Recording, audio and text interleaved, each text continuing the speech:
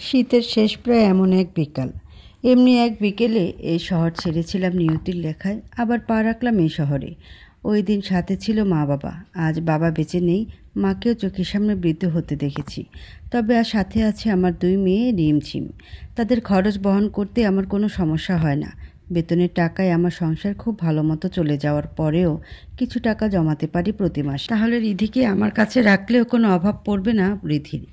অনেক চিন্তা ভাবনা করে সিদ্ধান্ত নিয়েছি আমি রিধিকে আমার কাছে রাখার। তিশার শরীরের অবস্থা খারাপ থাকায় ওই দিন নিজে গিয়েই রিধিকার সাথে দেখা করি ওই বাড়িতে। তা নয়তো ওইখানে যাওয়ার কোনো দরকার আমার ছিল না। তিশা এত বেশি অসুস্থ যার দরুন আমাকেই যেতে হলো। তিশার মৃত্যুর আজ বেশ কয়েকদিন হয়ে গেছে, প্রায় মাসখানেকের মতো রিধি আমার কাছেই থাকে। মাঝে মাঝে তার বাবা লোক পাঠায় তাকে নিয়ে যাওয়ার জন্য, তবে রাতে কখনো ওই বাড়িতে থাকে না মেয়েটা। প্রতি রাতে আকাশে তাকিয়ে মাকে খুঁজে বেড়ায়। আস্তে আস্তে বাস্তবতা বুঝে যাচ্ছে রিধি। রিদের মা বাবাকে কালে বৃদ্ধাশ্রমে রেখে এসেছে। রিদ সকালে অফিসে যায়, আসতে সন্ধ্যা হয়ে যায়। তার মা বাবারও বেশ বয়স হয়েছে। এই অবস্থায় একা একা নিজেদের দেখভাল করতে পারে না, তাই বৃদ্ধাশ্রমে রেখে এসেছে। মনে মনে ভাবলাম, একদিন যে বাড়ি থেকে আমাকে বের হতে বাধ্য করেছিল সে বাড়িতে আজ সে আর থাকতে পারল না। কেউ তাকে বের করেনি, তবে নিজ থেকে বের হয়ে যেতে হলো। আল্লাহ কার ভাগ্যে কী লিখেছেন তা কেবল তিনি জানেন। কথায় আছে, আল্লাহ ছাড় দেয়, ছেড়ে দেয় না। যে সংসার নিয়ে তার অহংকার ছিল, আজ শেষ বয়সে এসে সে সংসারের বাইরে তিনি। সকাল বিকাল প্রায় সময় একটা অল্প বয়সী ছেলেকে বাড়ির আশেপাশে ঘুরতে দেখছি। আমাকে দেখলে অন্যদিকে চলে যায়। তবে এই সকল কিছু আমার চোখ এড়াতে ব্যর্থ। আমার আর বুঝতে বাকি রইল না ছেলেটা ঝিমের জন্য বাড়ির পাশে ঘুরঘুর করে। মনে হয় ঝিমের স্কুলের বাইরের কেউ। ঝিম বড় হয়েছে, ক্লাস 7-এ পড়ে। দেখতেও বেশ সুন্দরী, মায়াবী মুখশ্রী। তাই এমন দু একজন পিছন ঘোরা অস্বাভাবিক না। রাতে রিম আর রিধি ঘুমানোর পর ঝিমকে পাশে বসালাম। ঝিম সবসময় শান্ত স্বভাবের, খুব নিচু সুরে কথা বলে। ঝিম, কিছু কথা বলবো। তুমি মিথ্যা বলো না আমি জানি, তবু এ বয়সে এসে নিজের অজান্তে কখনো মিথ্যা বলে ফেলা হয়। তাই আগেই বলছি, আমার কাছে কিছু লুকাবা না। আমরা এখানে নতুন, তোমার বন্ধু বলতে তেমন কেউ নেই। স্কুল প্রাইভেট শেষ করে বাসায় এসে আশেপাশের কারোর সাথে মিশার তেমন সময় পাও না। যেটুকু সময় হাতে থাকে আমার কাজে সাহায্য করো। সুতরাং এখানে তোমার সব থেকে কাছের মানুষ আমি, তোমার বন্ধুও আমি। আমি শুধু তোমার মা না, তোমার বন্ধুও। জিম হ্যাঁপূর্বক মাথা নাড়ালো। বেশ কয়েকদিন ধরে বাড়ির পাশে একটা ছেলেকে দাঁড়িয়ে থাকতে দেখা যায়। তুমি কি তা খেয়াল করেছো? জিম হয়তো অনেক আগে বুঝতে পেরেছে আমি ঠিক এ বিষয়ে কথা বলবো, তাই চমকায় নিয়ে আমার কথায় আবারও হ্যাঁপূর্বক মাথা নাড়ালো। তুমি কি চেনো ছেলেটাকে? নাম কি জানো? না মা, কয়েকদিন ধরে স্কুলে যাওয়া আসার সময় পিছন পিছন যায় শুধু। একদিন শুধু জিজ্ঞেস করেছিল আমার নাম কি, তারপর আর কিছু বলেনি কখনো আমাকে। তবে পিছনে যায় প্রতিদিনই। জিম সত্যি বলছে, তার চোখ মুখ দেখে বোঝা যায়। তোমাকে একটা গল্প বলি, শুনবে? হুম।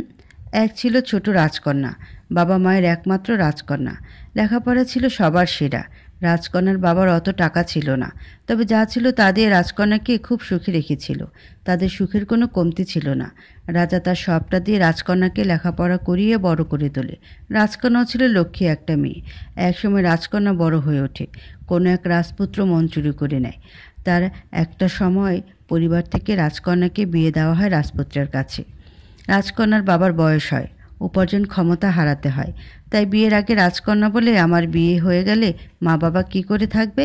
আমি যে তাদের শেষ সম্বল। রাজপুত্র ভরসা দেয়, তুমি দেখবে তাদের। এ কথায় বিয়ে হয়। বিয়ের পরপরই পরিবর্তন আসে রাজপুত্রের। তাদের ছিল অনেক টাকা, তারপরও ছিল লোভ। রাজকন্যার চাকরি করা টাকা তারা বাবা বাড়ি পাঠাতে দিত না। একসময় রাজকন্যার বাবাকে অপমান করে। রাজকন্যার পক্ষে আর থাকা সম্ভব হয় না ভালোবাসা রাজপুত্রের সাথে। চলে আসে নিজের রাজ্যে। ভেবেছিল তার অভিমান রাজপুত্র বুঝতে পারবে, কিন্তু তা হয়নি। চলে আসা 2 মাসের মাথায় নতুন রানীকে ঘরে তুলে রাজপুত্র। রাজকন্যার শোকে অসুস্থ হয়ে পড়ে।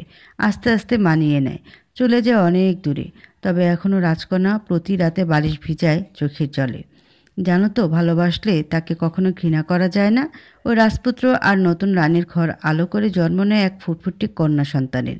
বেশ সুখের সংসার হয় ওই রাজপুত্রের। আর রাজকন্যা ঠকে যায় নিয়তির কাছে। তবে সুখ বেশি দিন থাকে না তাদের সংসারে। কয়েক বছর পর ছোট মেয়েকে রেখে মারা যায় নতুন রানী। মারা যাওয়ার আগে বুঝতে পারে কার কাছে তার মেয়ে সব থেকে নিরাপদ। সেই আগে রাজকন্যার কাছে নিজের মেয়েকে দিয়ে যায়। রাজপুত্রের জীবনে ক্ষণিকের সুখ দেখা দিলেও রাজপুত্র হয়ে যায় ভীষণ একা। ছন্দ ছাড়া জীবন হয় তার অবশেষে। কাউকে ঠকে কেউ সুখে থাকতে পারে না, তেমনি কাউকে একবার ভালোবাসলেও তাকে হারানোর যন্ত্রণা সারা জীবন ভোগ করতে হয়। তোমাকে আর রিমকে যখন আমি এতিমখানা থেকে আমার কাছে আনি, রিম তখন ছোট বেশ। তবে তুমি সবই বুঝো, সবই মনে আছে তোমার। পৃথিবীতে অনেক মানুষ, তবে আমাদের আপন বলতে আমরাই। তোমাদের যেমন আমি ছাড়া আপন কেউ নেই, তেমনি আমারও আপন বলতে তোমরাই। এই কথা মনে রাখতে হবে। তোমার বয়সটা আবেগের। এ বয়সে বিবেক হাজার বোঝালেও মনকে দমিয়ে রাখা খুব কষ্টের। আমি চাই তুমি সেই কষ্টে জয়ী হও, আর কখনো স্বার্থপর হও না। নিজের শত্রুর সাথেও বন্ধুর মতো ব্যবহার করবা। তোমাকে কেউ কষ্ট দিলে তাকে পাল্টা কষ্ট দিও না, বরং তাকে সুখ দাও। সে যেন একসময় অনুতপ্ততার আগুনে পড়ে। পৃথিবীর সবথেকে বড় শাস্তি কি জানো? নিজের ভুলের অনুতপ্ততা। আচ্ছা মা, সে রাজকন্যা কেন নতুন রানীর আর রাজপুত্রের মেয়েকে নিজের কাছে রেখেছিল? রাজপুত্র তো রাজকন্যাকে ঠকিয়েছে। রাজকন্যা কতটা বিশ্বাসের যোগ্য হলে নতুন রানী তার স্বামীর আগের স্ত্রীর কাছে সন্তান আমানত রাখতে পারে? সেই বিশ্বাসের জায়গা থেকে রেখেছে। তুমি সেই রাজকন্যা, তাই না মা? এখনও তুমি ওই লোকের জন্য কেন কাঁদো মা? কান্না এমন এক জিনিস যা নিজের ইচ্ছায় করা যায় না। মুখে সারাদিন বলে চেষ্টা করেও তুমি চোখে পানি আনতে পারবে না, কিন্তু কখনো কখনো হাজার চেষ্টা করেও কান্না থামানো যায় না। তুমি তোমার ভাগ্যকে বদলাতে পারবে না, তবে তুমি তোমার জীবনকে বদলাতে পারবে। মানুষের কাছে নিজেকে যেভাবে উপস্থাপন করবে সবাই তোমাকে সেইভাবেই জানবে। মানুষের বিশ্বাস অর্জন করা অনেক কঠিন। মানুষের বিশ্বাসের যোগ্য সবাই হয় না, বুঝলে? আজ তোমাকে এত কিছু বলার কারণ জানতে চাইবে না, কারণ তুমি এখন বড় হচ্ছ। তোমার জানা দরকার চারপাশের মানুষগুলোর কথা। জীবনে অনেক বাধা আসবে তোমার এখন। সকল কিছু কাটিয়ে উঠতে পারলেই জীবন সুন্দর হবে। অনেক রাত হয়েছে, ঘুমাও এখন। আমিও তোমার মতো হব মা, তোমার আদর্শে বড় হব। তুমি সত্যি সুপার মম। নিস্তব্ধ প্রহর। গ্রামের পরিবেশ সারাদিন পাড়ার ছেলেদের হইচই থাকলেও সন্ধ্যা নামার সাথে এক নীরবতা বিরাজমান হয়। সকলে যে যার আপন ঘরে অবস্থান নেয়। রুমের বারান্দায় দাঁড়িয়ে চাঁদ দেখছি। আকাশে আজ চাঁদ নেই, মেঘে ঢাকা। তবুও অপলক দৃষ্টিতে দেখার চেষ্টা করছি। আজ বাবার কথা ভীষণ মনে পড়ছে। তার বয়সের কত লোক এখনো বেঁচে আছে, অথচ সে নেই। আমার ভাগ্যটাই এমন, সব শুধু হারিয়েই গেলাম। লাঠি বর করে মা এসে পেছনে দাঁড়িয়েছে। হাঁটতে পারে লাঠি ছাড়া, তবু আমি দেই না। কখন পড়ে যায় কি না কি হয়, ভয় লাগে ভীষণ। এভাবে আর কতদিন একা থাকবি? তোরও তো একটা জীবন আছে রে মা। আমি মা হয়ে মেয়ের এমন অবস্থা যে দেখতে পারি না আর। মায়ের উপস্থিতিতে জানতাম এসব কথাই বলবে। এ আর নতুন কিছু না। এক কথা আর কত বলবা মা? জীবন তো থেমে নেই, চলছে তো জীবন তার আপন গতিতে। বাকি জীবনটা কি এভাবেই পার করে দিবি? একটা সংসারের তো দরকার শেষ বয়সের জন্য। তুমি আছো, রিমঝিম আছে, রিধির কথা বাদই দিলাম। এটা কি আমার সংসার না?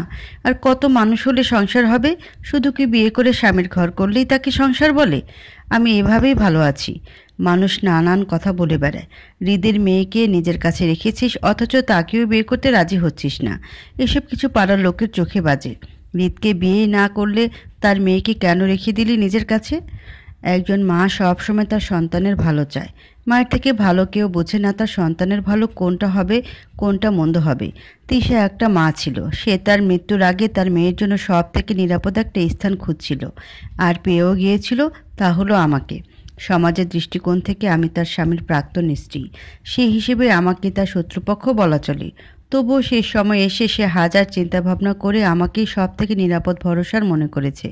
কতটা ভরসা নিয়ে এসেছিল তা আমি পাড়ার লোকদের বোঝাতে পারবো না। তিশার সে ভরসার জায়গা থেকে আমি ক্ষণিকের জন্য হৃদের দায়িত্ব নিয়েছি। তিশা জানতো তার মেয়েকে হয়তো আমি এমন শিক্ষায় বড় করতে পারবো যেন সে মানুষের মতো মানুষ হতে পারে। সেই জায়গা থেকে হৃদিকে আমার কাছে রাখা। আর কি বলছো, বাইরের মানুষ নানান কথা বলে? যখন তোমার সাথে কোনো অন্যায় করা হয় তখন বাইরের মানুষ কোথায় থাকে? তখন তো তারা তোমার পক্ষ নিয়ে একটা কথাও বলবে না, প্রতিবাদ করে না। তাহলে এখন তারা এত কথা বলার মানে নেই। আর সংসার, আমি বিয়ে না করেও আমার সুন্দর একটা পরিবার আছে, অথচ যে আমার সাথে অন্যায় করেছিল সে দুটো বিয়ে করেও আজ কোথায় তার সংসার? মা বাবা বেঁচে থেকেও কাছে নেই, একমাত্র মেয়েটাও কাছে নেই।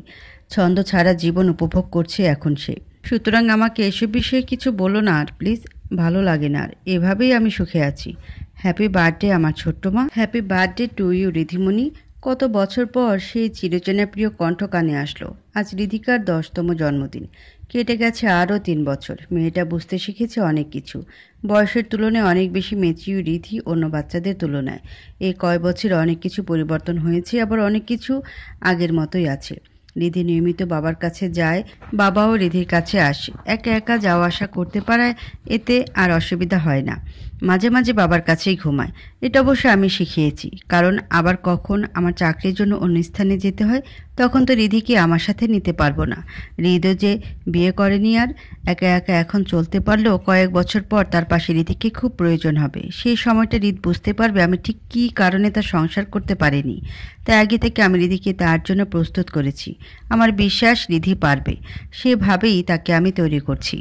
রিমঝিমও আগের থেকে বড় হয়েছে। আমার 3টা মেয়েকে যথেষ্ট প্রতিবাদী করে গড়ে তোলার চেষ্টা করেছি। কোনো অন্যায়ের কাছে মাথা নত না করতে শিখিয়েছি। তারাও ঠিক সেভাবেই গড়ে উঠেছে। হৃদি এখন আর আমাকে পুতুলাম্মু বলে না, রিমঝিমের মতো মা বলেই ডাকে।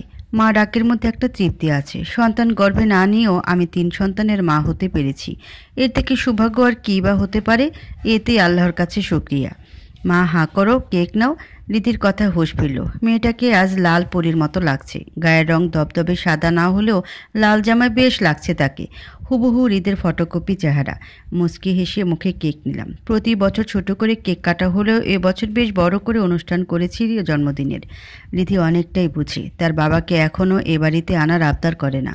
তবে এবার বলেছিল মা বাবাকে আসতে বলি, সবাই থাকবে, একসাথে কেক কাটবো, আর বাবার সাথে আলাদা করে কেক কাটবো কেমন যেন লাগে। এটুকু মেয়েকে আমিও আর না করতে পারিনি। সেই সুবাদে আজ হৃদেরও এ বাড়িতে আসা। কতগুলো দিন পর প্রিয় মুখটা। ভেতরটা কালবৈশাখী ঝড় বয়ে যাচ্ছে। বাচ্চারা সবাই যে যার মতো মজা করছে। সবাই নিজেদের নিয়ে ব্যস্ত। দাঁড়িয়েছিলাম ঘরের এক কোণে। হৃদ নিজের ভেতর হাজারটা সংকোচ নিয়ে সামনে এসে দাঁড়ালো আমার। নিজের অজান্তে একবার তাকিয়ে নিলাম হৃদের মুখশ্রীর দিকে। সাথে সাথে চোখ সরিয়ে নিলাম। তার চোখে চোখ রাখা মানে নিজের সর্বনাশ। হৃদ কিছু বলতে চেয়েও বলতে পারছে না।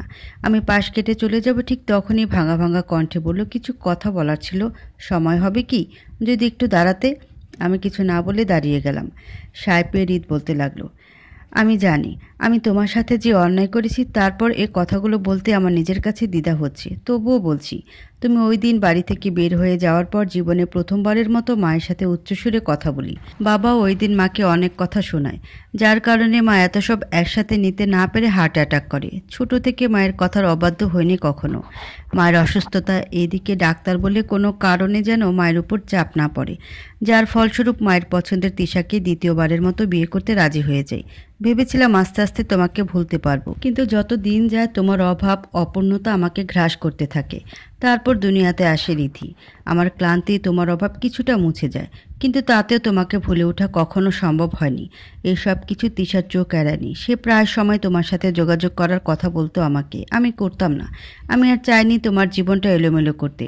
এই মুখ নিয়ে কী করেই বা তোমার সামনে দাঁড়াবো, তাই আশা হয়নি। তবে অবশেষে তিশা নিজেই গেল।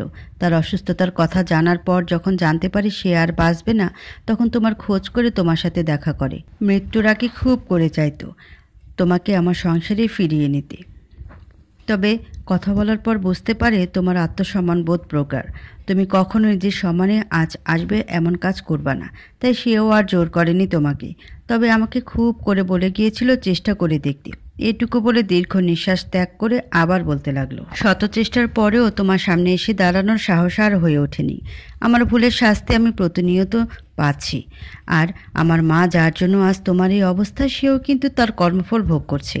বেঁচে থেকে সে আজ নিজ সংসারের বাইরে।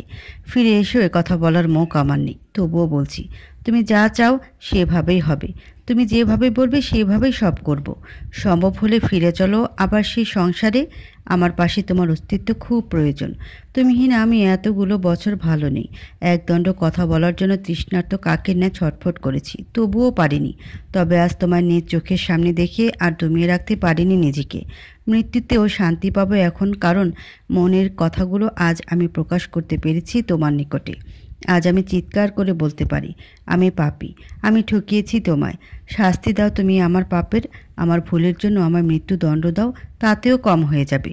ফিরে চলো তুমি। আমি যা রেখে দিয়েছি অযত্নে, তবুও হাত লাগাতে দিনি কাউকে তোমার কোনো জিনিসে। ফিরে চলো তুমি, যদি তাও নাও পারো বন্ধুত্বের হাত বাড়িয়ে দাও আমায়। আমি ক্লান্ত আজ, নিস্তেজ আজ, ঠিক পাতা ঝরা গাছের মতো, বেঁচে থেকেও যার মাঝে প্রাণ নেই। যদি তাও না পারো তবে নিজ হাতে মৃত্যু দাও আমায়। আমি যে পারছি না আর এই ছন্দ ছাড়া জীবনের ভার বয়ে বেড়াতে। রাত সকলের জীবনে নিয়ে আসে শান্তির ঘুম, আর আমার জীবনে প্রতিটা রাত ধরা দেয় ভয়ঙ্কর থেকে ভয়ঙ্কর রূপে। অন্ধকারে রাত চিৎকার করে বলে, তুই ঠকবাস, তোর ক্ষমা নেই, বেঁচে থাকার অধিকার নেই। আমি পারছি না আর এই জীবন। মুক্তি দাও পুতুল আমায়, হয় বাঁচতে দাও, তোমার সাথে নয় মৃত্যু দাও। সকলে তাকিয়ে আছে হৃদের দিকে। উচ্চস্বরে বলা তার প্রতিটা কথাই সকলের কর্ণদ্বারে প্রবেশ করেছে। আজ আমার খুব করে বলতে ইচ্ছে হচ্ছে, আজ কেন ফিরাতে চাও তুমি আমায়? এতদিন পর কেন আমার অভাবটা বুঝলে? যেদিন অভিমান করে এসেছিলাম তখন তো একটা বারের জন্য মনে করনি তুমি আমায়? যে সুখে সংসারের জন্য একদিন আমায় ছেড়েছিলে, সেই সংসার কোথায় আজ তোমার? বউ বাচ্চা বাবা মা সব কোথায় আজ? তোমার পাশে কেউ কেন নেই? সব হারিয়ে আমাকে পেতে চাও কেন আজ?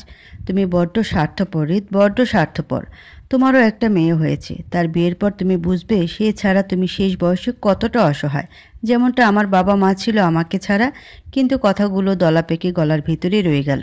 হৃদের চোখে পানি আর সহ্য করতে পারছে না। দৌড়ে চলে গেলাম নিজ ঘরে। কোনো উত্তর দেওয়া হলো না আর। আমার কাছে কি উত্তরই বা আছে দেওয়ার মতো? ঠকে যাওয়ার এতগুলো বছর পরেও তো ঠকানো ওই মানুষটাকে ঘৃণার চাদরে মোড়াতে পারিনি। ভালোবাসলে যে তাকে ঘৃণা করা যায় না। দূরে থাকা যায়, তবে ভুলে থাকা যায় না। এত বছর পর প্রাক্তনের সংসারে ফিরে গেলে যে লোকে ছিছি করবে। সারা জীবন সঙ্গীহীন কাটিয়ে শেষে এসে কিনা লোকে সমালোচনার কারণ হব? না না, নিজ সম্মানে এতটা আঘাত আমি করতে পারি না। রিমঝিম রিধি তিনজন মিলে রুমে আসলো। ঝিমের চোখের ইশারায় রিধি আগে আমার কাছে এসে হাত দিয়ে চোখ মুছে দিতে দিতে বলল, কেঁদো না মা, তোমার কান্না আমাদের ভালো লাগে না। এবার ঝিম বলতে শুরু করলো, মা তুমি এত বছর অনেক কষ্ট করেছো, তবে তোমাকে কষ্ট দিয়ে উনি নিজেও সুখ পায়নি। সে নিজেও অনুতপ্তের আগুনে পড়ছে। তুমি তো বলেছিলে সব থেকে বড় আর কঠিন শাস্তি নিজের ভুলের অনুতপ্ততা। তাহলে তাকে কি ক্ষমা করে দেওয়া যায় না মা? এবার ঝিমের কথায় তাকালাম মাথা তুলে। আমার মেয়েগুলো আজ আমার সুখ খুঁজছে। তারাও বুঝতে শিখে গেছে, আমাকে বোঝাতে এসেছে। তুমি সংসারে ফিরে না যাও, অন্তত আঙ্কেলের সাথে থাকা দূরত্বটা গুটিয়ে নাও মা। বাকি সবার সাথে যেমন মিশো, কথা বলো, তার সাথেও সম্পর্কটা তেমন স্বাভাবিক করে নাও। কথা বলো বাকি সবার মতো তার সাথেও। তারপর তোমার যা ভালো লাগে সিদ্ধান্ত নিও। কিন্তু এটুকু কথা রাখো আম্মু। রিমের কথায় আবারও ভেতরে এক কালবৈশাখী ঝড় তাড়া দিয়ে গেল। একটা ভুলের শাস্তি আর কত পাবে, আর নিজেকেই বা কত কষ্ট দিব। এবার একটা সিদ্ধান্ত নেওয়ার পালা। আমাকে একা থাকতে দাও একটু। আমার এ কথার পর তারা আর এক মুহূর্ত দাঁড়ালো না, চলে গেল। ভাবছি রিমের কথা মতো সত্যি বাকি সবার মতো তার সাথে স্বাভাবিক করে নিব সম্পর্কটা। দূর থেকেও ভালোবাসা যায়। আমি না হয় দূর থেকেই সারা জীবন তার হয়ে থাকবো। এক জীবনে আর স্বামীর সংসার নাই হোক, হৃদ না হয় বন্ধু হয়ে থেকে যাবে এ জীবনে।